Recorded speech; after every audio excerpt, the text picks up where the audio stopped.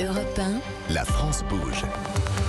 Elisabeth Assayag. La France bouge, si vous nous rejoignez, merci d'être avec nous. La France bouge qui s'adresse aux entrepreneurs, aux pépites, aux audacieux et qui vous aide aussi à monter votre entreprise. Ben oui, si vous avez une idée, si vous ne savez pas trop comment faire, comment ça se passe, eh bien, c'est ici qu'il faut rester, à La France bouge. Aujourd'hui, on a des solutions pour faire garder nos enfants grâce à des patronnes et des patrons du jour, à les accompagner dans leur développement avec nous. Nous sommes ravis d'être avec Xavier Ouvrard, PDG de Babylou Family. Babylou, ça fait 20 ans que vous êtes leader de la petite enfance, plus de près de 12 000 collaborateurs, 5 000 en France. Vous êtes présent partout dans le monde et vous avez même dit tout à l'heure que pour lutter contre cette pénurie de personnel, vous avez inventé votre propre solution. Vous avez racheté une école d'assistantes maternelles, c'est ça ? D'auxiliaires puéricultrices. D'auxiliaires puéricultrices, voilà. Et ça marche très bien, vous en formez près de 200 chaque année. Nous sommes avec Grégory Bonin, fondateur de Mimi Piou Piou. Oui, c'est le nom de votre start-up. C'est une tétine réutilisable et écologique fabriquée à Lyon. Donc c'est la start-up du jour. La France bouge. La start-up du jour. Alors vous, Grégory, vous avez eu une longue carrière, pas dans les tétines, mais de fleuriste. Tout à fait. Pendant près de 20 ans, vous avez même eu 2 boutiques pendant 11 ans. Ces boutiques, vous les avez vendues en 2017.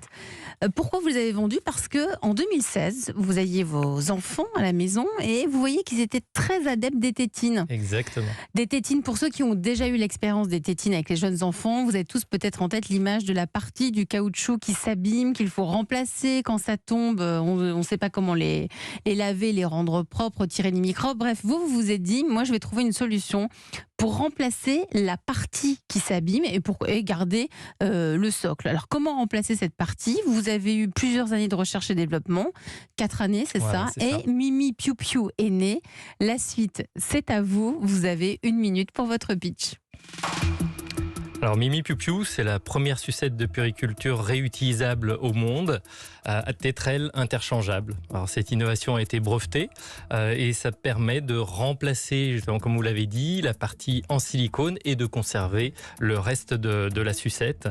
Alors c'est éco-responsable, c'est vraiment ça que j'ai voulu au départ, en réduisant de 60% les déchets plastiques et hygiéniques, car on peut enfin nettoyer intégralement la sucette, qui était impossible sur les sucettes jetables. Elles sont lavables justement à la main, elles sont lavables au lave-vaisselle, elles sont stérilisables également au micro-ondes ou dans l'eau bouillante bien évidemment. Voilà, comme vous l'avez dit aussi, j'ai eu cette idée tout simplement avec mon expérience de papa, avec mes 3 enfants qui ont utilisé ces tonnes de sucettes et de voir tout ce gaspillage, c'est ça qui m'a donné l'envie et qui m'a donné cette idée. Alors j'ai voulu apporter une solution, une alternative aux sucettes jetables actuelles.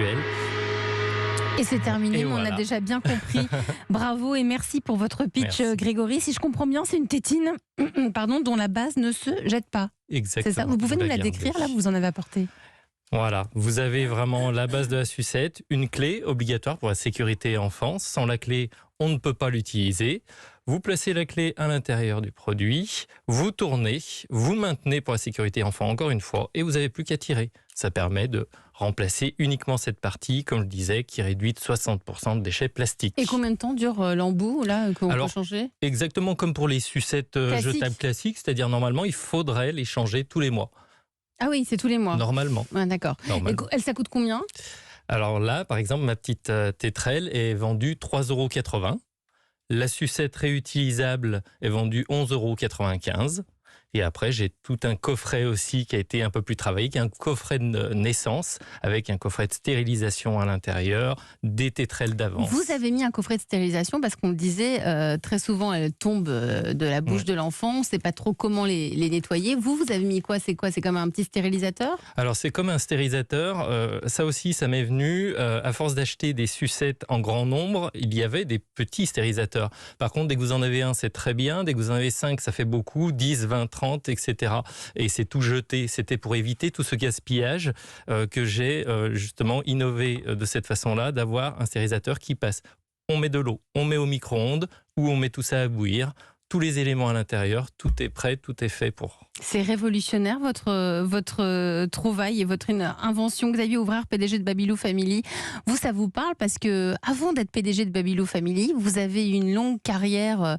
On peut raconter un peu votre histoire. Vous avez fait HEC, vous avez été l'un des seuls diplômés d'HEC arrivé avec vous êtes allé récupérer votre diplôme avec votre bébé à la main. Hein, dans une poussette. Une poussette, voilà. Et vous avez monté aussi dans des entreprises de produits pour enfants, pour bébés. Exactement. Donc ça vous parle tout ça? Oui, tout à fait. En fait, j'ai eu ma fille quand elle est née. J'ai 4 enfants et on n'est pas dans ces métiers-là par hasard. On est passionnés. Moi, j'ai 4 filles incroyables qui m'ont donné une passion pour l'éducation, etc. Et c'est vrai que je suis parti habiter en Amérique latine pour faire ma coopération à l'époque. Et on m'arrêtait tout le temps dans la rue pour me demander où j'avais acheté ma poussette et mon porte-bébé. Ça m'a donné l'idée d'importer des produits pour bébé. Et en fait, ce qui a marché, c'était les tétines. Donc, si vous voulez, mon premier métier, ça a été vendeur de tétines. Donc, j'en ai vendu dans toute l'Amérique latine, des centaines de milliers. Et je suis très sensible à cette invention que je trouve assez remarquable parce qu'à l'époque, on était au début du problème des phtalates. Donc, on a découvert que les enfants avaient des perturbateurs endocriniens qui suçaient toute la journée. Et donc, nous, on avait mis en place à l'époque des tétines qui fonctionnaient sans ces perturbateurs endocriniens. Mais là, vous avancez encore d'un cran.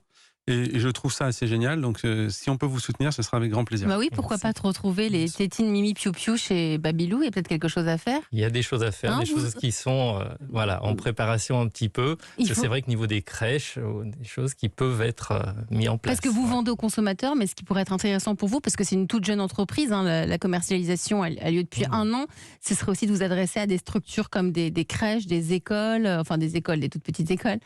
C'est ça votre objectif? Oui, voilà, oui, tout à fait. C'est vraiment d'apporter justement des choses un petit peu nouvelles comme ça.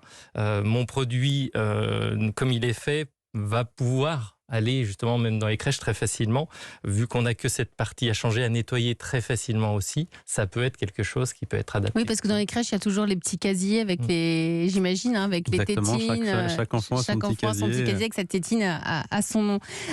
Grégory Bonin, elles sont fabriquées où? C'est parce que vous avez tout inventé du côté de Lyon. Oui. Vous avez tout fait breveter, j'imagine. Exactement, oui, c'est ça. C'est ça qui m'a donné, dès que j'ai pu breveter, qui m'a fait partir. Je l'ai senti, il a fallu que je fasse... mais elles sont fabriquées, tout n'est pas français dans votre concept. Alors, elles sont fabriquées en Thaïlande, un industriel en Thaïlande, justement, de renom, qui travaille déjà dans le monde entier pour des marques très importantes. Pourquoi? Parce que c'est encore trop compliqué de fabriquer en France. Alors, j'ai essayé de faire fabriquer en France, de chercher, malheureusement, par rapport à mon concept, le nombre de pièces qu'il fallait à l'intérieur, niveau des coûts, ça ne passait pas du tout. Il en faut combien de pièces, là? Alors là, déjà, rien qu'en nombre de moules, on est à peu près sur 28 moules. Ouais. Donc vous ne seriez pas rentré dans vos coûts si c'était resté en France. C'est dommage, hein, ça, Xavier Ouvrard, de ne pas pouvoir rester dans ce giron français. Hein, moi, je trouve ça extrêmement dommage. J'ai assisté à la capilotade de l'industrie de la puriculture en Europe qui était considérable. À Cholet, par exemple, où il y avait des usines majeures et où, malgré les efforts industriels et d'actionnaires très responsables, la production est partie en Asie, beaucoup en Chine. Et je pense que c'est possible de faire revenir ces produits. Si Grégory a un succès et un certain nombre de volumes, on pourra peut-être trouver des actionnaires qui investiront dans son entreprise, seront capables de racheter des moules et travailleront avec des entreprises dans l'Ain, par exemple, ou à proximité de Lyon, pour rapatrier. Et le consommateur est prêt à payer en partie la différence. Un petit peu plus, bien sûr. En particulier sur ces petits produits-là. Si vous voulez, c'est beaucoup plus compliqué d'aller rajouter 100 € sur une poussette qui vaut déjà très cher que 50 centimes ou 1 € sur ces produits-là. Moi, j'en suis convaincu. Donc, vous validez, je suis sûre que vous reviendrez nous en parler pour vos tétines tout à fait. fabriquées en France. Hein. Merci à vous, Grégory Bonin, fondateur de Mimi Piou Piou. Vous restez avec moi tous les deux. C'est le moment de vous présenter la pépite du jour en route pour les trophées européens de l'avenir. On va rester dans l'univers de la petite enfance, de la garde d'enfants, avec une solution entre les parents. Restez avec nous. 13h28 sur Europe 1, la France bouge, qui découvre et accompagne les entrepreneurs. Comment organiser, planifier les gardes d'enfants entre parents? La réponse avec KidiCheck, cette solution de planification mise au point par Tessa. Elle va tout nous raconter. À tout de suite. Elisabeth Assayag sur Europe 1.